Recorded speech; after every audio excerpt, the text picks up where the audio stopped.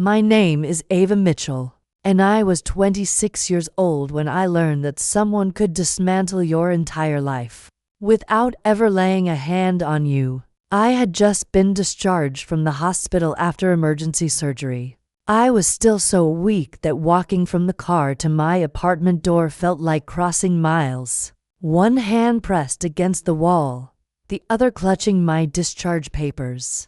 I kept thinking about one thing: my bed, my blanket, the quiet of a space I had built for myself. But when I opened the door, there was nothing. No couch, no desk, no computer, no clothes in the closet. Even the cheap dishes from my kitchen were gone. The apartment looked like a hollow shell, like a place no one had ever lived in. For a moment, I thought I had the wrong door until I saw the pale outline on the wall where a picture frame used to hang. That's when it hit me. Everything was gone, including the things that could never be replaced: my grandmother's locket, her letters, old family photos. I called my mother, my hands shaking. She answered like she'd been expecting me. When I asked what happened, she laughed. "Ava, you were playing independent. I just cleaned up the illusion." Then she told me they had sold everything: my furniture, my laptop, my clothes, even my personal keepsakes. When I demanded to know how, she calmly explained that they had told my landlord I had died from surgical complications. By the time I tried to call again, I was blocked everywhere. That night, I slept on my friend Leah Carter's couch. I had one plastic hospital bag. That was everything I owned. Leah didn't ask questions. She just gave me a blanket and space to breathe. But reality hit fast. I was a freelance designer. My computer wasn't just a device, it was my income, my work, my entire livelihood. And it was gone. Within a week, I lost clients, not because they didn't care, but because they couldn't wait. Then the messages started. "Is this really you?" That's how I found out the lie had spread. My parents hadn't just told my landlord I was dead, they told everyone.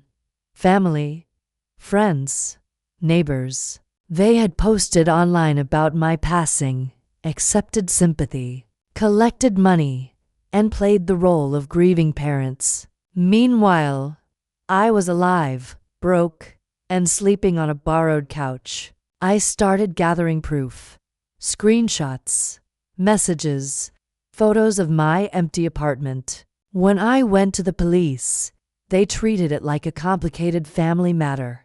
But Leah found me a lawyer, and for the first time, someone listened. "They expected you to be too exhausted to fight this," he said. So I fought.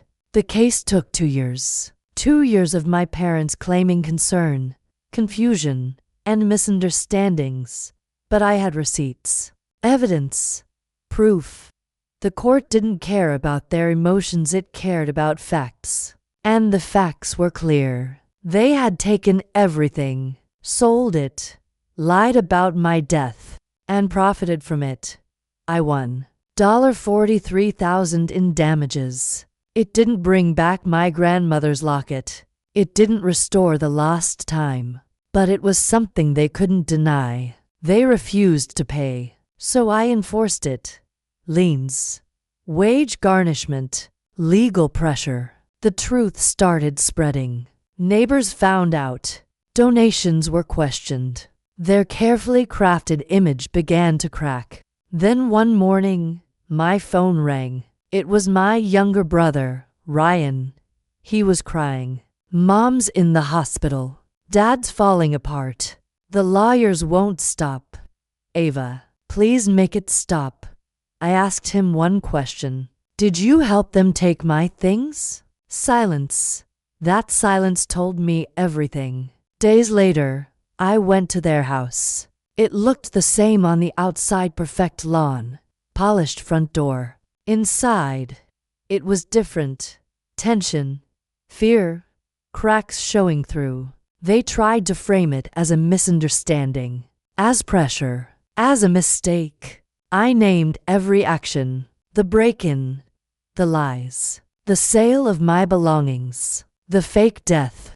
Their excuses fell apart under specifics. My mother cried. My father asked for compromise. I refused. The foreclosure came months later. I went to see it. The house that once symbolized their perfect life was being emptied.